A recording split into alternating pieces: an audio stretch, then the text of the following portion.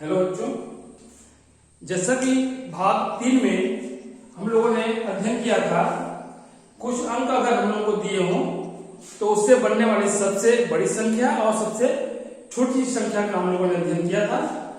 अब उसके आगे भाग 4 में हम अध्ययन करेंगे कि अगर कुछ अंक हम लोगों को दिए हों, उसमें शून्य भी सम्मिलित हो तो सबसे बड़ी संख्या और सबसे छोटी संख्या हम कैसे बनाएंगे। जैसे बच्चों हम कुछ अंक ले लेते हैं 3, 5, 7, 0 और 2। अब इन अंकों से बनने वाली सबसे बड़ी संख्या और सबसे छोटी संख्या का हम अध्ययन करते हैं। तो सबसे बड़ी संख्या क्या होगी?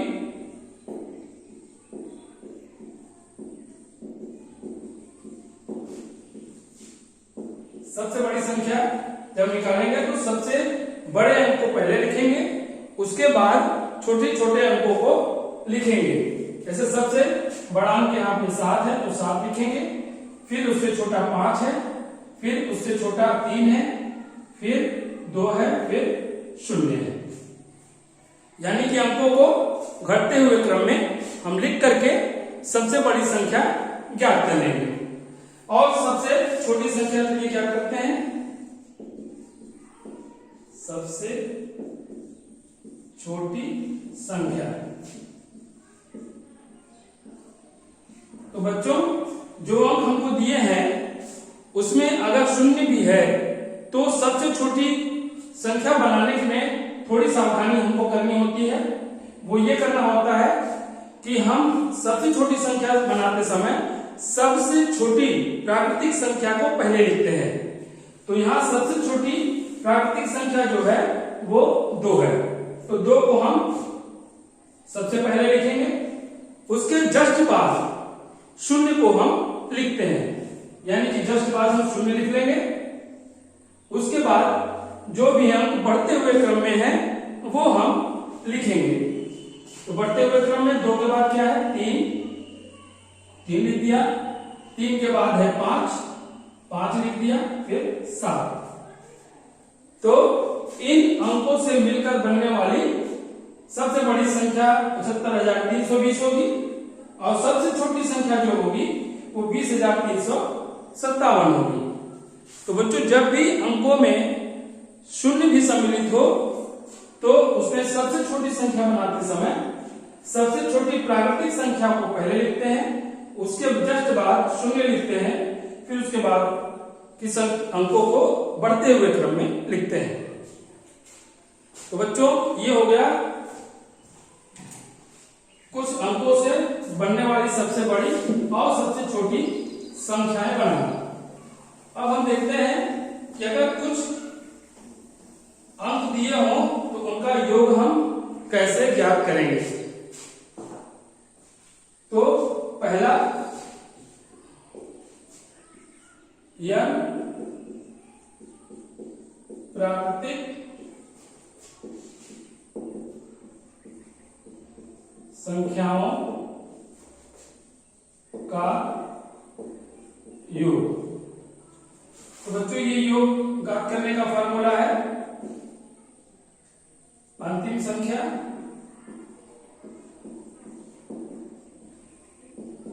प्लस प्रथम संख्या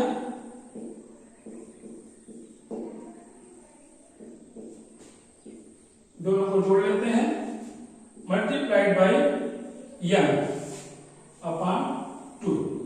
जहां n क्या है बच्चों? दो प्राकृतिक संख्याओं के बीच में जितने भी अंक पड़ते हैं उनकी संख्या n होती है। अब एक एग्जांपल से हम समझते हैं। 5 से 20 तक की संख्याओं का योग। यानी बच्चों हमको 5 से 20 के बीच में जितनी भी संख्याएं पड़ती हैं उनका योग हमें ज्ञात करना है। तो बच्चों देखो, अगर हम 1 से 20 तक निकालें तो 1, 2, 3 और 4 ये अंक छोड़ना पड़ेगा हमको, अगर 5 से 20 तक की संख्याओं को का योग निकालना हो, क्योंकि 5 से 20 का बीच निकालना है और 1 2 3 4 को छोड़ देना है, यानी कि 20 में से अगर हम यह का मान क्या हो जाएगा 20 ऋण 4, क्योंकि 4 संख्या हमको छोड़नी पड़ेगी 5 से 20 के बीच में, तो यह का मान हमारा हो जाएगा आपका 16, यानी बीच की 16 संख्याओं का योग हमें ज्ञात करना है। उसमें देखिए पहली संख्या आपकी 5 है और अंतिम संख्या 20 है, तो अंतिम संख्या लिख दिया हमने 20 प्लस प्रथम संख्या है 5, 5 गुणते यन का मान कितना है 16, 16/2। फार्मूले में हमने यन का मान रख दिया, प्रथम और अंतिम संख्या का मान रख दिया, तो अब हमको प्राप्त हो गया योग। योग बच्चों कैलकुलेट कर लेते हैं, 20 प्लस 5 इक्वल टू 25 गुणते 16/2, 2 से 16 को काटा तो 25 गुणते 8, 2/16, 25 × 200, यानी कि बच्चों 5 से 20 के बीच की प्राकृतिक संख्याओं का योग कितना होगा 200।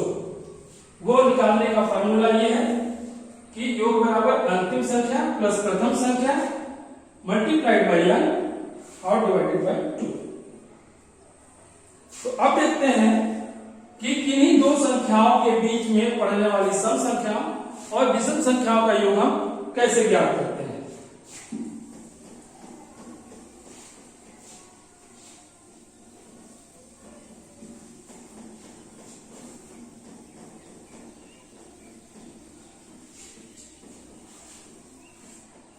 इसका फॉर्मूला बच्चा यह होता है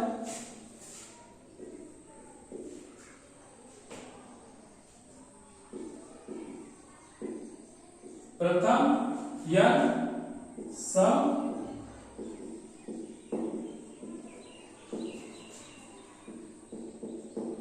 संख्याओं का योग बराबर होता है n गुणते n प्लस 1।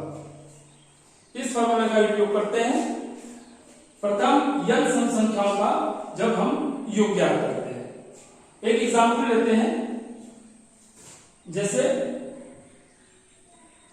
1 से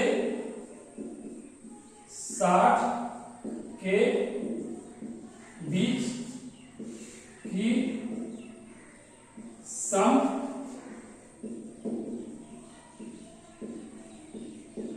संख्याओं का योग।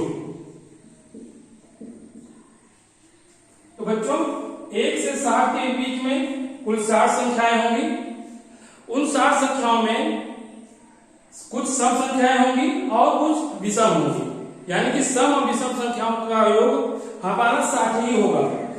यानी कि अगर हम n की बात करें तो n बराबर हमारा 60/2 होगा, यानी कि आधी संख्याएं सम होंगी और आधी संख्याएं विषम होंगी। हमको सम संख्याओं का योग ज्ञात करना है तो हमको आधी संख्याएं लेनी पड़ेगी, 60/2 बराबर 30, यानी कि n का मान हमारा हो जाएगा 30। तो योग में हम n का मान 30 रखें तो 30 गुणते 30 प्लस 1 बराबर हो जाएगा 30 गुणते 31 बराबर 3 × 3 3 × 9, ये 930, यानी कि 1 से 60 के बीच की सम संख्याओं का योग हमारा हो जाएगा 930। अब अगर विषम संख्याओं की का ज्ञात करें तो 1 से 60 के बीच विषम संख्याओं का योग क्या होगा,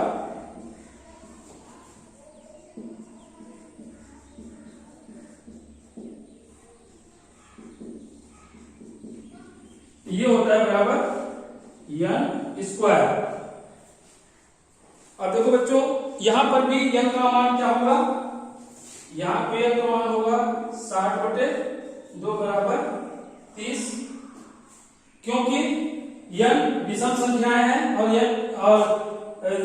30 जो है विषम संख्याएं हैं और 30 ही आपकी सम संख्याएं हैं।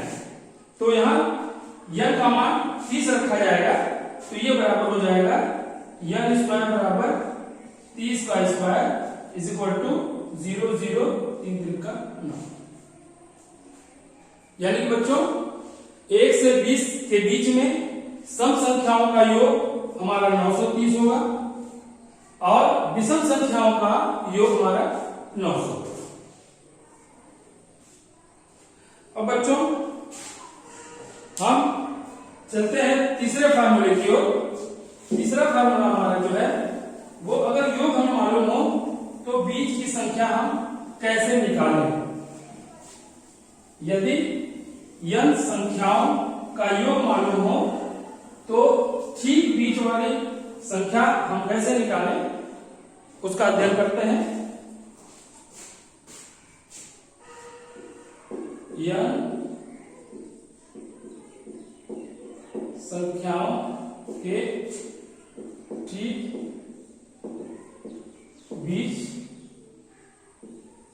की संख्या का मान यदि योग दिया हो, यानी कि योग दिया होगा, हमें ठीक बीच वाली संख्या ज्ञात करनी है। तो लीजिए हम एक एग्जाम्पल लेते हैं। 1 से 5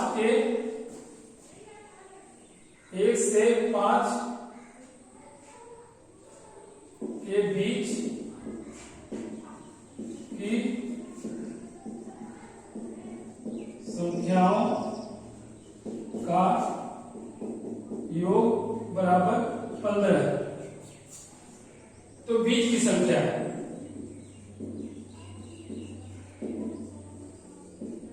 संख्या बराबर क्या हो जाएगी, योग बटा n, जहां n क्या है 1 से 5 के बीच में जितनी भी संख्याएं पढ़ रही है उनकी संख्या। कितनी संख्याएं पढ़ रही है 1 2 3 4 5, यानी कि यहाँ पे n इक्वल टू 5 है। योग आपको 15 दिया हुआ है, तो बीच की संख्या क्या हो जाएगी 15 बटे 5 बराबर 3,